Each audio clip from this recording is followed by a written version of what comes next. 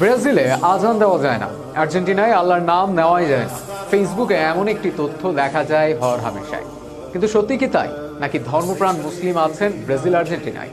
রোজ নিয়ম করে হয় কি আজান? এসব গুজবের ব্যাখ্যা থাকছে শরীফুল ইসলামের লেখা প্রতিবেদনে। বাংলাদেশে একটি গুজব আছে যে ব্রাজিলে আজান দেওয়া নিষেধ, কিংবা আল্লাহর নাম নেওয়া নিষেধ আর্জেন্টিনায়। বিশ্বকাপ আসলেই এই গুজবে অনেকে হাওয়া দিয়ে থাকেন, কিন্তু মোটেও বিষয়টা এমন নয়। রোজ নিয়ম করে ব্রাজিলে হয় আজান, আর্জেন্টিনায় আছে অনেক ধর্মপ্রাণ। ফ্যাক্ট চেকের রিপোর্ট অনুযায়ী মূলত ব্রাজিলে কোথাও আজান দেওয়া নিষিদ্ধ নয়, এবং আর্জেন্টিনায় প্রকাশ্যে আল্লাহর নাম নেওয়ার ব্যাপারে কোনো নিষেধাজ্ঞা নেই। প্রথমে ব্রাজিলের বিষয় বলা হয়, সেখানে আজান দেওয়া নিষেধ। ব্রাজিলের আজান বিষয় গুজবের বর্ধিত সংস্করণ হিসেবে আর্জেন্টিনা সম্পর্কিত গুজবটির প্রচলন শুরু হয়।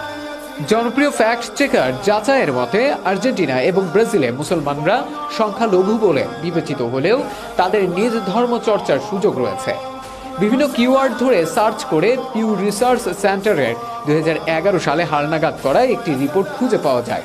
এর তথ্য অনুযায়ী আর্জেন্টিনায় মোট জনসংখ্যার 2.5% লোক মুসলিম এবং ব্রাজিলে 0.1% মুসলিম।